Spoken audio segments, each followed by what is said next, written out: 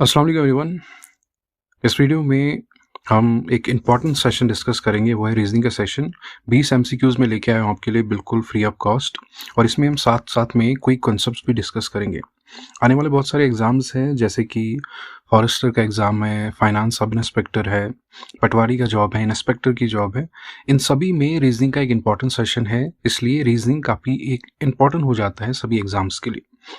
हम इसमें 20 क्वेश्चन लेके आए हैं रैंडमली, और रिसेंटली पेपर्स को एनालाइज करके इस एमसीक्यू सेशन को बनाया गया है। आई होप आपको ये पसंद आएगा और साथ में आपको कुछ सीखने को भी मिलेगा। सबसे पहला क्वेश्चन है, the manager humiliated Sachin in presence of his colleagues.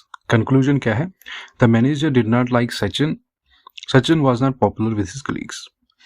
Statement और कंक्लूजन वाले क्वेश्चन में हमेशा आपको याद रखना है, कोई भी एजम्पशन या कुछ भी एज्यूम नहीं करना है आपको खुद से। जो स्टेटमेंट में दिया है उसी के रिलेटेड कंक्लूजन्स होने चाहिए। प्री एज्यूम का मतलब कि आप खुद ही से कुछ सिचुएशन मान लेते हो और मान लेते हो वो ट्रू है। आपको बस इतना मानना है जो स्टेटमेंट में लिखा है बस वो सही है, बाकी कुछ भी सही नहीं। हालांकि अगर स्टेटमेंट जो मेन बात कही गई है उसके रिलेटेड कंक्लूजन में कोई सजेशन या एडवाइस है तो वो वैलिड रहता है। अब देखो, कंक्लूजन में लिखा है the manager did not like Sachin. ऊपर कहीं पे भी ऐसी कोई बात नहीं लिखी गई है स्टेटमेंट में, या हम एक तरह से एज्यूम कर रहे हैं कि तभी शायद ह्यूमिलेट किया क्योंकि वो सचिन को लाइक नहीं करता, तो ये फॉलो नहीं करेगा। Sachin was not popular with his colleagues, कि वो पॉपुलर नहीं था इसलिए शायद मैनेजर ने उसको ह्यूमिलेट किया। ऐसी भी कोई भी बात ऊपर नहीं लिखी गई है, तो ये दोनों कंक्लूजन फॉलो नहीं करेंगे।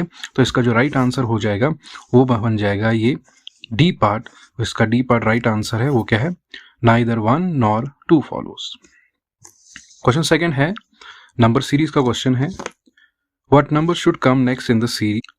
सीरीज क्या है आपके पास? 8, 6, 9, 23, 87। आपको बोलना है कि नेक्स्ट नंबर यहाँ पे क्या आएगा।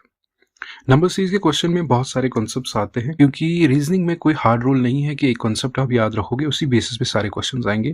आपको बहुत सारे एमसीक्यू सेशन लगाने पड़ते हैं ताकि आपको आइडिया लग जाए कि किस पैटर्न के क्वेश्चन डिफरेंट तरीकों से पूछे जा सकते हैं।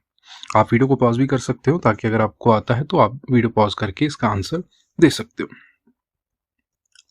अब देखो, जब भी इस तरह के क्वेश्चन आपको देखने को मिलेंगे जहां पे पहले नंबर्स डिक्रीज हो रहे हैं और बाद में इंक्रीज हो रहे हैं, आमतौर पर ऐसी चीज़ों में कॉन्सेप्ट होता है या तो किसी का स्क्वायर में कोई नंबर माइनस होता है या बार बार स्क्वायर बढ़ जाता है और आगे भी नंबर बढ़ता जाता है, या कोई चीज़ मल्टीपल होके कोई चीज़ माइनस की जाती है। इन शॉर्ट में नंबर्स मल्टीपल या माइनस किए जाते हैं तो ये आ सकते हैं। देखो फॉर एग्जाम्पल, अगर हम ऐसे करेंगे 8 × 1 होता है 8, -2 वो आता है 6 के बराबर। इसका मतलब एक पैटर्न हमने फॉलो किया कि जो पीछे नंबर है उससे 1 मल्टीपल किया हमने और -2 कर दिया। अब जो नेक्स्ट नंबर है उसमें हम 2 मल्टीपल करेंगे एंड 3 माइनस कर देंगे, तो 6 × 2 = 12, -3 = 9। इसी तरह नेक्स्ट नंबर कैसे आएगा? 9 × 3 = 27, -4 = 23। इसी तरह आएगा 23 × 4 -5। देखो आगे ये पैटर्न चल रहा है 2, 3, 4, 5, ये ऐसे सीधे चल रहा है 1, 2, 3, 4, और प्रीवियस नंबर में ये मल्टीपल हो रहे हैं और माइनस हो रहे हैं। तो नंबर क्या आ रहा है? 87। अब नेक्स्ट क्या आएगा? 87 × 5 - 6 जो आता है हमारे पास 435 - 6। तो 435 - 6 होता है 429। तो 429 कौन सा वाला ऑप्शन है यहाँ पे हमें? तो वो डी ऑप्शन है, तो इसका राइट आंसर हो जाएगा डी। नेक्स्ट क्वेश्चन है हमारे पास लेटर सीरीज का क्वेश्चन है। देखो यहाँ पे लिखा है B2CD dash BC D4 B5 CD B6 BC 6D। अब देखो पैटर्न एक बन रहा है, BCD इसमें भी है, BCD इसमें भी है, BCD इसमें भी है। इसका मतलब यहाँ पे भी BCD आएगा जैसे कि नीचे लिखा है। तो सारा जो खेल है वो इन नंबर्स का है। देखो पहले यहाँ B के साथ 2 आ रहा है, नेक्स्ट में हमें पता ही नहीं किसके साथ आएगा, वो हम पैटर्न देख लेंगे। उसके बाद D के साथ 4 आ रहा है, देखो यहाँ पे 2, जाहिर सी बात यहाँ पे 3 आएगा, लेकिन किसके साथ आएगा वो हमें देख लेना है। अब देखो यहाँ B के साथ 2 है, नेक्स्ट में शायद C के साथ आएगा, उसके बाद D, उसके अगेन B, उसके बाद C। इसका मतलब यहाँ पे जो नंबर आएगा वो C के साथ आएगा। देखो यहाँ पे एक पैटर्न चल रहा है 2, 3, 4, 5, 6, तो यहाँ पे C के साथ में 3 आएगा, तो B, C, 3, D, ये इसका राइट आंसर हो जाएगा जो कि B ऑप्शन। सभी को बता रहा हूँ कि आप इसको पॉज करके आप इसका आंसर दे सकते हो। नेक्स्ट क्वेश्चन है अगेन लेटर सीरीज का क्वेश्चन है। इस तरह के क्वेश्चन ज्यादातर एसएसबी के एग्जाम्स में देखे गए हैं, जहां इस तरह का आपको दिया जाएगा। देखो CMMEOO GQQ dash dash KW, आपको बोलना है कि इधर मिसिंग है, यहाँ पे क्या आएगा। देखो ऐसे क्वेश्चन में हमेशा इनको स्प्लिट करना चाहिए। पहला लेटर देखो C E G और डैश K। देखो C के बाद आता है D, E के बाद आता है F, G के बाद आता है H, यहाँ पे क्या आएगा I। एक एक लेटर यहाँ पे मिसिंग है, तो C D मिस किया है, E लिखा है, F मिस किया है, G, तो यहाँ पे H मिसिंग हो जाएगा, तो यहाँ पे आएगा I। तो I कौन सा वाला ऑप्शन है, यहाँ पे 2 में I है, तो पहले ये 2 ऑप्शन कैंसिल हो जाते हैं, तो इन 2 ऑप्शन में हमें देख लेना है। अब देखो यहाँ पे M है, M के बाद क्या आता है N, N के बाद क्या है यहाँ पे O। इसका मतलब यहाँ पे भी दूसरे लेटर में भी एक एक मिस किया गया है, तो यहाँ पे Q, नेक्स्ट क्या आएगा R, तो यहाँ पे क्या आएगा S। तो इसका जो राइट आंसर हो जाएगा वो आएगा ISS। तो आप बाकी का भी पैटर्न देख सकते हो, वो भी तकरीबन सेम ही है, MM है, वो तकरीबन सेम है। तो इसका जो राइट आंसर हो जाएगा वो C ऑप्शन हो जाएगा ISS। आई होप यहाँ तक आपको समझ आ गया होगा। हम नेक्स्ट क्वेश्चन देख लेते हैं। क्वेश्चन नंबर 5 हमारे पास है A train running at the speed of 60 km/h crosses a pole in 9 seconds. What is the length of a train? हम जानते हैं कि जब कोई ट्रेन किसी पोल, इंसान को, इस तरह की चीज़ों को क्रॉस करती है तो वो डिस्टेंस उतना ही कवर करता है जितनी उसकी लेंथ होती है। तो इस पर्टिकुलर सिचुएशन में खाली हमें डिस्टेंस निकालनी, तो अगर हम डिस्टेंस निकालेंगे वही लेंथ होगी ट्रेन की। सबसे पहले दिया क्या, हमें स्पीड भी दी है और टाइम भी। स्पीड क्या दी है 60 km/h और टाइम दिया है हमारे पास 9 सेकेंड्स। हमें पता है कि अगर स्पीड 2 तरह से हो सकती है, हमें km/h में या मीटर/सेकेंड। जब आपको km/h से मीटर/सेकेंड में कन्वर्ट करना पड़ता है तो 5/18 से मल्टीपल करते हो, और अगर आपको मीटर/सेकेंड से km/h में कन्वर्ट करना है तो 18/5 से मल्टीपल करते हो। एक शॉर्टकट ट्रिक है, आप इसको वैसे भी प्रूव कर सकते हो, लेकिन यहाँ पे हमें MCQ टाइप क्वेश्चन है तो आपको टाइम वेस्ट उन चीज़ों पे नहीं करना। अब देखो सबसे पहले 60 किलोमीटर को हम 5/18 से मल्टीपल करेंगे, वो आता है तकरीबन 50/3। तो ये हमारे पास क्या है, यहाँ पे ये स्पीड है। टाइम कितना है हमारे पास, वो है 9 सेकेंड्स। देखो speed equals to distance divide by time, तो डिस्टेंस होगी स्पीड इंटू टाइम। तो डिस्टेंस इक्वल्स टू स्पीड क्या है हमारे पास 50/3 इंटू टाइम क्या है 9 सेकेंड्स। तो 3 1 3, 3 3 9, 5 3 15, तो 150 मीटर हमारे पास यहाँ पे ट्रेन की लेंथ आएगी जो डिस्टेंस। तो 150 मीटर्स हमारा डी ऑप्शन है, तो ये करेक्ट यहाँ पे आपको ऑप्शन मिल जाएगा। देखो नेक्स्ट क्वेश्चन हमारा है ब्लड एंड रिलेशन पे। Pointing to a photograph Suresh said he is the son of only son of my mother, how Suresh is related to that boy. Blood relation के क्वेश्चन में हमेशा हमें जनरेशंस को ऊपर या नीचे बनाना पड़ता है। कहने का मतलब कोई किसी का बेटा है तो उसके बाप का जो सर्कल या तो हम ऊपर बनाएंगे नीचे, एक तरह से मतलब जो लोअर जनरेशन है नीचे रखेंगे, अपर जनरेशन ऊपर रखेंगे, या हम इसका रिवर्स भी कर सकते हैं जिस तरह से आपको आसान लगे। तो पॉइंटिंग वाले क्वेश्चन में सुरेश पॉइंट कर रहा है एक बॉय की तरफ, तो हम लिखेंगे सुरेश, और ये पॉइंट कर रहा है एक बॉय की तरफ, बी बना देते हैं। अब हम सिचुएशन लगाएंगे, ये इसके बारे में सिचुएशन चल रही है बॉय के बारे में, ही इज द सन, मतलब ये किसी का बेटा है। तो चलो मान लेते हैं इसका फादर, यहाँ पे एफ लिख दिया, of the only son of my mother. ये सुरेश कह रहा है, तो सुरेश की जो मदर है उनका जो ओनली बेटा है, उनका ओनली बेटा सुरेश है, वो इसका बाप है। इसका मतलब सुरेश क्या है, इसका इस लड़के का बाप है। तो यहाँ पे अगर फादर कोई ऑप्शन है, हाँ डी ऑप्शन आपके पास है, तो सुरेश कैसे रिलेटेड है इस बॉय के साथ, वो उसका फादर है। तो डी ऑप्शन आपका करेक्ट हो जाएगा। ये आपको एक तरह से सीखना है। अगर आपको ब्लड रिलेशन पे पूरी एक वीडियो चाहिए तो आप मुझे कमेंट कर सकते हो, तो मैं उस रिलेटेड यहाँ पे वीडियो डाल दूंगा। Now next question, question number 7 है हमारे पास। Total of ages of Amar, Akbar and Anthony is 80 years. What was the total of their ages 3 years ago? कहने का मतलब अगर उनकी प्रेजेंट एज का सम 80 ईयर्स है तो 3 साल पहले उनकी एज का सम कितना होगा। देखो जाहिर सी बात है, अगर इस टाइम पे उनकी एज का सम इतना है तो 3 साल पहले हमें हर एक की एज से 3-3 साल निकालने। तो इसकी एज से 3 साल निकालेंगे, इसकी एज से 3 साल और इसकी एज से 3 साल, तकरीबन हमें 9 साल निकालने। 3 इसका 3 इसका, इसका मतलब प्रेजेंट उनका सम है 80 ईयर्स, तो इसमें हमें 9 साल निकालने, कितना आएगा 71। तो 71 ईयर्स उनकी एज का सम होगा 3 साल पहले।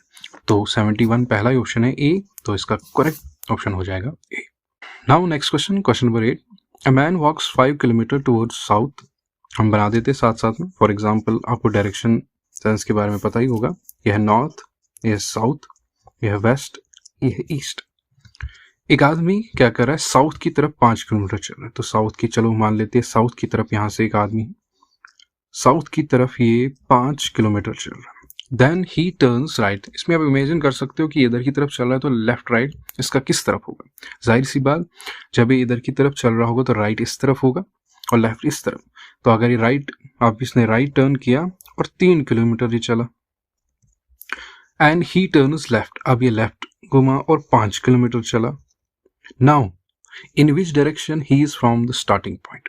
जैसे कहा यहाँ से 5 किलोमीटर, फिर उसने यहाँ पे राइट टर्न किया, राइट टर्न करने के बाद इसने लेफ्ट टर्न किया और यहाँ पहुंच गया। अब स्टार्टिंग वाले पॉइंट को एज अ रेफरेंस पॉइंट लेना है और आपको बोलना है उस हिसाब से स्टार्टिंग वाली डायरेक्शन ही किस डायरेक्शन में, स्टार्टिंग वाले पॉइंट के हिसाब से ये किस डायरेक्शन। अब देखो ये इस डायरेक्शन में, तो यहाँ पे आप देख सकते हो ये डायरेक्शन आती है यहाँ पे, तो ये कौन सी डायरेक्शन यहाँ पे, साउथ वेस्ट।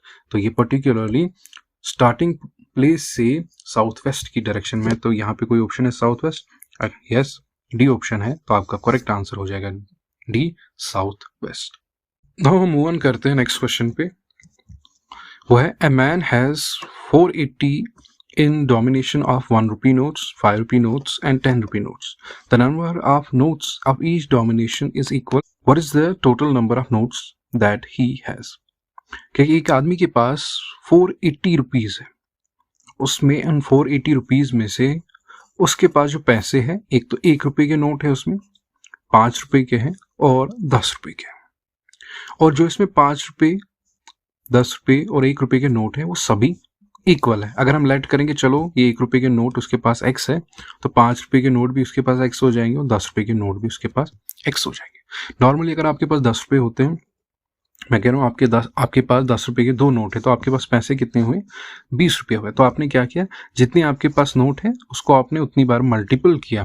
फॉर एग्जाम्पल आपके पास 10 रुपए के 2 नोट है, तो आप 10 को 2 के साथ मल्टीपल, तो आपके पास 20 रुपये। इसी तरह इन डोमिनेशंस को, आपके पास जो 1 रुपी नोट है इनको पैसों में कन्वर्ट करना है। तो 1 रुपी 1 इंटू एक्स प्लस करेंगे 5 into x plus 10 into x. इसका मतलब 1 रुपए के जो नोट है उनसे कितने पैसे बन रहे हैं, 5 रुपए के जो नोट है उनसे कितने पैसे बन रहे हैं, और 10 रुपए के जो नोट है उनसे कितने पैसे बन रहे हैं। टोटल मिला के हमें पता है, कंडीशन दी है कि 480 रुपीज बन रहे हैं। तो ये कितना आएगा, 10 plus 5 15 plus 1 16, X equals to 480। तो ये बनेगा x equals to 480 divide by 16। तो 16 3 0 48, 16 0 0, तो x की वैल्यू क्या है, 30। तो नंबर ऑफ नोट्स कितने हैं हमारे पास, ये x है, ये भी x है, तो ये भी, तो 30 प्लस 30 60, 60 प्लस 30 90। तो आपका राइट ऑप्शन यहाँ पे है डी। तो उनके पास जो टोटल नंबर ऑफ नोट्स है वो है 90। Now next question, number series पे आगे नहीं क्वेश्चन है 1 3 4 8 15 27 डैश डैश। यहाँ पे आपको बोलना है कि यहाँ पे कौन सा नंबर आएगा इस सीरीज में। देखो आप देख रहे हो कि 1 के बाद 3 आ रहा है, 3 के बाद 4 आ रहा है। यहाँ पे आप धीरे धीरे नंबर्स बढ़ रहे हैं, तो यहाँ पे आप डिफरेंस, डबल डिफरेंस भी निकाल सकते हो, उससे भी आप कर सकते हो। या इसके अलावा अगर आप पैटर्न देखोगे, देखो 3 + 1 कितना आता है, 4, 4 + 3 7 + 1 8। इसका मतलब जो पीछे की तरफ 3 कंसेक्यूटिव नंबर्स हैं उनको ऐड करके नेक्स्ट नंबर आ रहा है।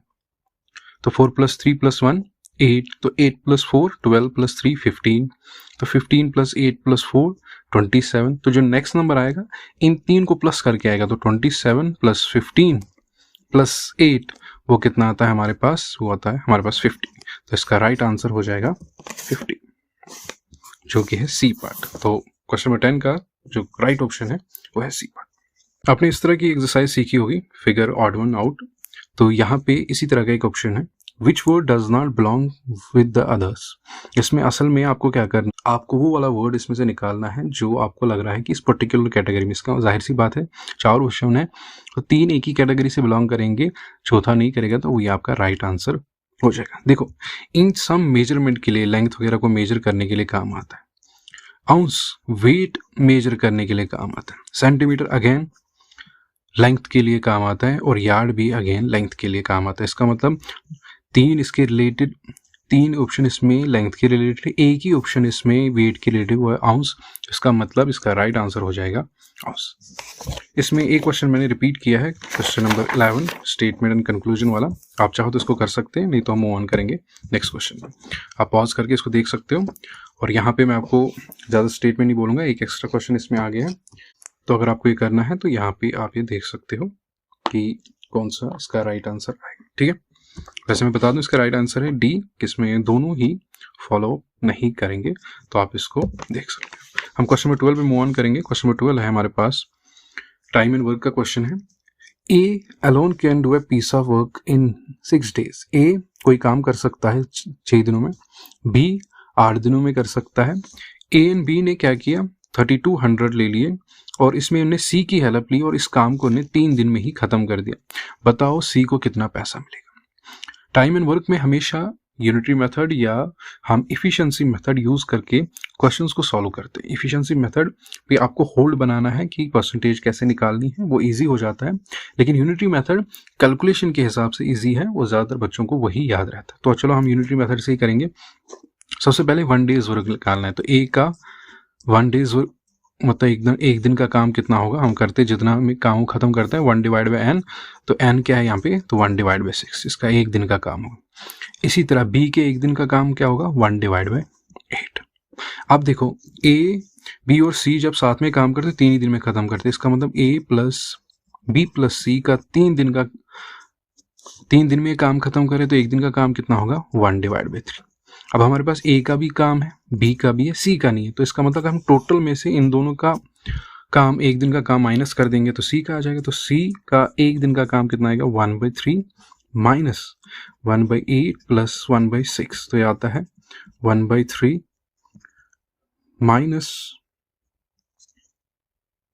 ये आता है यहाँ पे 7 डिवाइड बाई 24, तो तकरीबन यहाँ पे ये जो ऑप्शन आता है 1/24। इनको आप सॉल्व कर सकते हैं, इतना टाइम नहीं आपको ज़ाया करना है, कैलकुलेशन आपको फास्ट करनी है।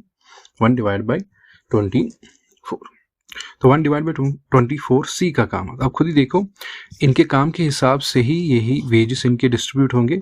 इसका मतलब 1/6 ए का है, बी का हमारे पास क्या है 1/8 और सी का काम अभी क्या आया था 1/24। हमेशा आपको पता होगा कि जब इस तरह का हमें रेशियो दिया जाता है तो हमें नीचे जो डिनोमिनेटर सेम करना पड़ता है। तो इसको 24 कैसे बनाएंगे, 3 या मल्टीपल, तो ऊपर भी करना पड़ेगा।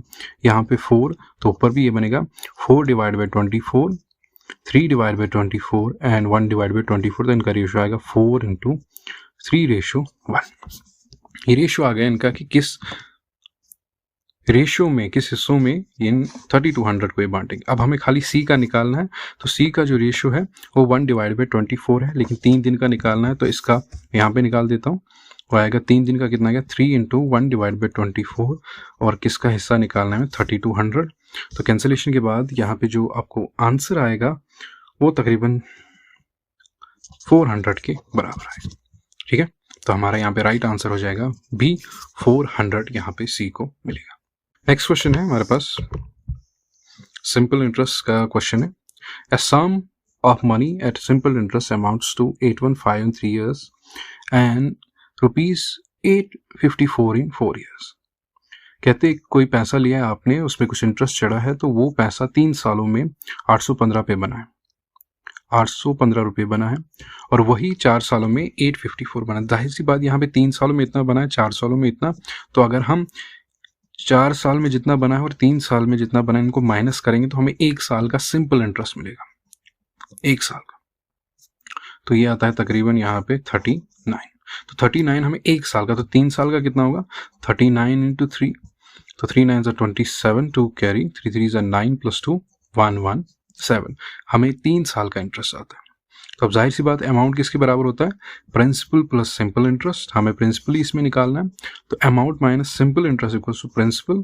तो अमाउंट कितना है, पहले का ही निकालेंगे 3 साल का, 815 - 117, तो 15 - 7 हमारे पास आता है 8, तो यहाँ पे 0 बचा, ये 10 - 1 9, और यहाँ पे 7 बचा, 7 - 6 98। तो 698 कोई ऑप्शन है, सी है, तो हमारा करेक्ट आंसर हो जाएगा इसमें सी।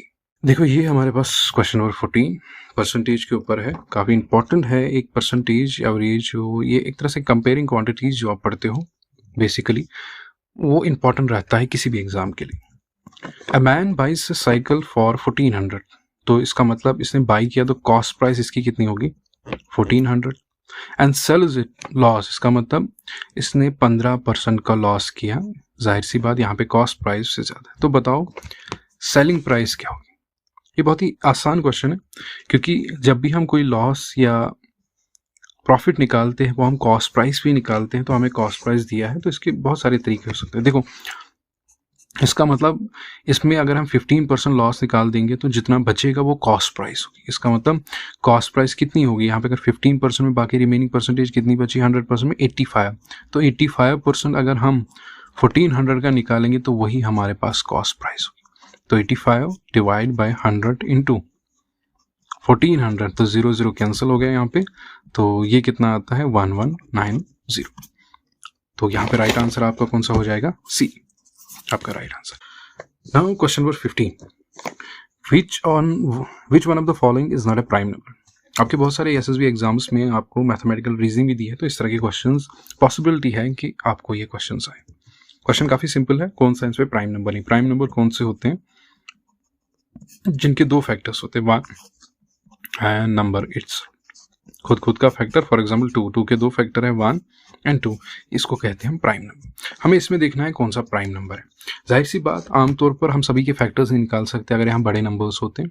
इसका एक आसान तरीका है, आपको सभी में देखना है कि देखो इनका स्क्वायर किससे बड़ा है। क्या इनके फैक्टर्स, देखो 31 हमें पता है एक प्राइम नंबर है, 61 एक प्राइम नंबर है, 71 एक प्राइम नंबर है, 91 को हमें चेक करना है। लेकिन मैं कैसे कर रहा हूँ, आमतौर पर आपको देखना पड़ता है कि किसका स्क्वायर उस नंबर से बड़ा है। फॉर एग्जांपल आप 91 को चेक करें तो कौन सा नंबर है जिसका 91 से स्क्वायर बड़ा है, तो 8 8 64 हो जाता है, 9 9 81, 10 10 100, तो 10 10 100, 10 का square is greater than by 91। तो 10 से छोटे जितने भी प्राइम नंबर हैं, जैसे 2 है, 3 है, 5 है, 7, इन सभी से आपको इसको डिवाइड करने की कोशिश करनी। अगर ये डिवाइड कर पाया कोई भी नंबर तो ये प्राइम नंबर नहीं है, अगर नहीं कर पाया तो ये प्राइम नंबर है। देखो 2 तो नहीं कर पाएगा, 9 + 1 10 हो जाएगा, 3 भी नहीं कर पाएगा, लास्ट में 0 5 5 नहीं कर पाया, लेकिन ये कर पाएगा। क्यों, डिविजिबिलिटी रूल क्या है 7 का, लास्ट वाले नंबर को डबल करना है और एस वाले नंबर में माइनस करना है। तो 9 - 2 7, तो 7 7 को डिवाइड करता है, तो ये नंबर है जो कि प्राइम नंबर यहाँ पे नहीं है, तो डी आपका करेक्ट ऑप्शन हो जाएगा। क्वेश्चन नंबर 16 आपका है, in a family each daughter has the same number of brothers as she has sisters and each son has twice as many sisters as he has brothers, how many sons are there in family। इस तरह के question आमतौर पर candidates के लिए काफ़ी मुश्किल हो जाते हैं क्योंकि ये ट्रिकी क्वेश्चंस होते हैं। लेकिन यहाँ पे आपको देखनी सिचुएशन किस पे दी है, देखो ईच डॉटर एंड ईच सन, यहाँ इन पे कंडीशन दी है। तो चलो हम डॉटर्स को यहाँ पे डी से रिप्रेजेंट करते हैं और सन्स को एस से रिप्रेजेंट करते हैं। अब इन पे कंडीशन पढ़ते हैं, जो फैमिली में कोई भी डॉटर है उसके उतने ही भाई है जितने उसकी बहन है। इसका मतलब वो खुद डॉटर उसकी बहन है, तो घर में जो फैमिली मेंबर्स है वो डॉटर्स ज़्यादा है और जो ब्रदर्स है वो कम है, लड़के कम है। इसका मतलब अगर डॉटर्स में हम एक माइनस कर देंगे क्योंकि एक उनमें ज़्यादा है, 2 बहनें और 1 भाई, तो वो सन्स के बराबर आएगा। एक इक्वेशन आपकी ये बन जाएगी, इक्वेशन 1। जैसे आपने लीनियर इक्वेशन 2 वेरिएबल्स पढ़ी है, यहाँ पे डी एंड एस वेरिएबल है। नेक्स्ट सन पे दिए ये ट्वाइस, इसका मतलब ये 2 गुना है किससे, twice as many sisters as he has brothers. अब ये सन है तो इसका भाई, इसका मतलब 2 भाई होंगे फैमिली में और 1 बहन होगी। इसी तरह इसमें भी आएगा कि अगर हम इन सन्स में से एक माइनस कर देंगे तो वो डॉटर के बराबर आएगा। तो ये आपकी इक्वेशन सेकंड हो जाएगी। और इन दोनों को जब आप सॉल्व करोगे लीनियर इक्वेशन 2 वेरिएबल्स -2, तो इसमें ये माइनस कर देंगे, d - s इक्वल्स टू 1, तो ये बनेगा माइनस प्लस माइनस, ये कैंसिल हो जाएगा, ये बनेगा -s इक्वल्स टू -3। तो सन कितने आते हैं यहाँ पे 3, तो आपका राइट आंसर हो जाएगा 3। तो इस तरह से आप कर सकते हो इनको solve, linear equation substitution method भी से कर सकते हो और एलिमिनेशन मेथड से भी कर सकते हो। नेक्स्ट क्वेश्चन है हमारे पास क्वेश्चन नंबर 17, ये है नॉन वर्बल रीजनिंग का क्वेश्चन है। आप देखो यहाँ पे पैटर्न आपको देखना है, फिगर ये 4 फिगर्स दी है, नेक्स्ट इन 5 फिगर्स में आपको ये 5 फिगर्स दिए, इन 5 फिगर्स में देखना है कि नेक्स्ट कौन सा है। देखो ऊपर ही अगर हम देखें, पहले यहाँ पे स्क्वायर आ रहा है, दूसरे में क्वेश्चन मार्क आ रहा है, तीसरे में इक्वल्स टू आ रहा है, चौथे में क्रॉस आ रहा है एंड नेक्स्ट आ रही है ट्रायंगल। अब अगेन हमें देखना आगे क्या आएगा, लेकिन पैटर्न नीचे अगर देखो, क्वेश्चन मार्क के बाद इक्वल टू के बाद क्रॉस, इक्वल टू के बाद क्रॉस एंड क्रॉस के बाद ट्रायंगल, इसका मतलब बाद में फिर से रिपीट होता है। इसका मतलब यहाँ पहुँच के दोबारा से रिपीट होगा, तो नेक्स्ट जो आएगा उसके पहले लेफ्ट टॉप में ऊपर स्क्वायर बना होगा, तो हम देखेंगे कौन सा होगा, ये वाला ऑप्शन था, इसका राइट आंसर हो जाएगा बी। बाकी आपको चेक करने की जरूरत नहीं है, क्यों, इसी पैटर्न में फॉलो अप करते हैं सारी फिगर्स, काफी आसान है। Now question number 18, marathon is to race as hibernation is to. Figure analogy आपने देख ली, इस तरह के क्वेश्चन भी आपने एनालॉजी में देखे होंगे जो वर्बल रीजनिंग के अंदर आते हैं, जहां पे आपको देखना है कि अगर एक वर्ड दूसरे के रिलेटेड है तो फिर आपको अगला पेयर दिया जाता है और आपको बताना है किसके रिलेटेड। देखो मैराथन हमें पता है रेस के रिलेटेड है, इसी तरह हाइबरनेशन आपने कंप्यूटर्स में भी देखा होगा, जब आप हाइबरनेट करते हो एक तरह से स्लीपिंग मोड में चला जाता है, जहाँ पे आपका सारा डेटा वहीं पे रहता है और जब चाहो आप ऑन करके आप वहीं से स्टार्ट कर सकते हो। तो इसका मतलब ये स्लीप के रिलेटेड है, तो स्लीप कौन सा ऑप्शन है यहाँ पे, स्लीप, तो डी ऑप्शन इसका करेक्ट हो जाएगा। नाउ क्वेश्चन नंबर 19, हम लास्ट के 2 रिमेनिंग क्वेश्चन बच गए हैं। Tania is older than Eric, Tania Eric से बड़ी है। Cliff is older than Tania, जो क्लिफ है वो तानिया से बड़ी है। नाउ हमें देखना है कि तीसरी स्टेटमेंट क्या इन 2 स्टेटमेंट से यहाँ पे लिखा है, अगर पहली 2 स्टेटमेंट सही है, क्या तीसरी स्टेटमेंट सही है, गलत है, या पता नहीं है, उतनी हमारे पास इंफॉर्मेशन नहीं है। Eric is older than Cliff, क्या है, एरिक क्लिफ से बड़ा है या बड़ी है। अब देखो ये एरिक यहाँ पे सबसे छोटा है और क्लिफ सबसे बड़ा है, इसका मतलब ये बिल्कुल गलत हो जाता है, तो इसका ऑप्शन आएगा B, false.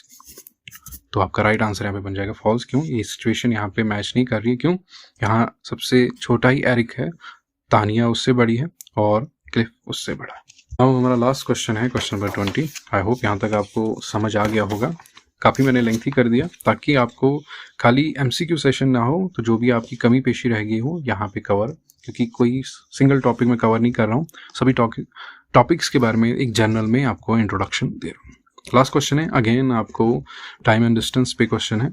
A person crosses 600 metre long street in 5 minutes. एक पर्सन एक क्रॉस करा है 600 मीटर, इसका मतलब डिस्टेंस उसने कितनी कवर की, 600 मीटर्स इन 5 मिनट्स। टाइम कितना है, 5 मिनट्स। हमें पता है कि या तो मीटर पर सेकंड में होना चाहिए या किलोमीटर पर आवर में होना चाहिए, यहाँ तो मीटर में है, इसका मिनट को हमें सेकंड में बदलना, तो 5 × 60 ये कितना बनेगा, 300 सेकेंड्स। अब हमें स्पीड निकालनी है किलोमीटर पर आवर में, पहले हम मीटर पर सेकंड में निकालेंगे, फिर उसको कन्वर्ट करेंगे, तो S = स्पीड किसके बराबर, distance divide by time. Distance कितनी है, 600, टाइम कितना है हमारे पास, 300 सेकेंड्स, 0 कैंसिल, 3 × 1 = 3, 3 × 2 = 6, तो हमारे पास स्पीड आती है 2 मीटर पर सेकेंड। अब 2 मीटर पर सेकेंड को जब हम किलोमीटर में कन्वर्ट करते हैं, उल्टा करते हैं, 18 डिवाइड बाय 5 से हम मल्टीपल करते हैं, तो ये आएगा 36 डिवाइड बाय 5 जो आता है 7.2 के बराबर। तो 7.2 आपका राइट आंसर हो जाएगा, जो कि है आपका बी ऑप्शन। तो आई होप यहाँ तक आपको समझ आ गया होगा। इनकेस आपका कोई कन्फ्यूजन रहा होगा तो आप नीचे कमेंट में कर सकते हो। चैनल को सब्सक्राइब कर लेना और इस वीडियो को लाइक कर देना, ताकि हम भी मोटिवेट हो, तो और इस तरह के सेशंस आपके लिए लाते रहे। इसमें काफ़ी मेहनत लगती है, काफ़ी टाइम लगता है इन क्वेश्चंस को बनाने में। ऐसे ही क्वेश्चन नहीं बनाने हैं, मेरे पास रीजनिंग की बुक्स को कंसल्ट किया है मैंने, ऑनलाइन देखा है, और जो आपके रीसेंट एग्जाम के पैटर्न के हिसाब से मैच खाते वही क्वेश्चन मैं आपके लिए लाया हूँ। ऐसे कोई फजूल क्वेश्चन नहीं जिससे आपका टाइम वेस्ट हो, जिसमें मेहनत लगती है। I hope you appreciate this hard work और आप चैनल को सब्सक्राइब करोगे। सो मिलते हैं अगली वीडियो में। Till then take care and thank you for watching.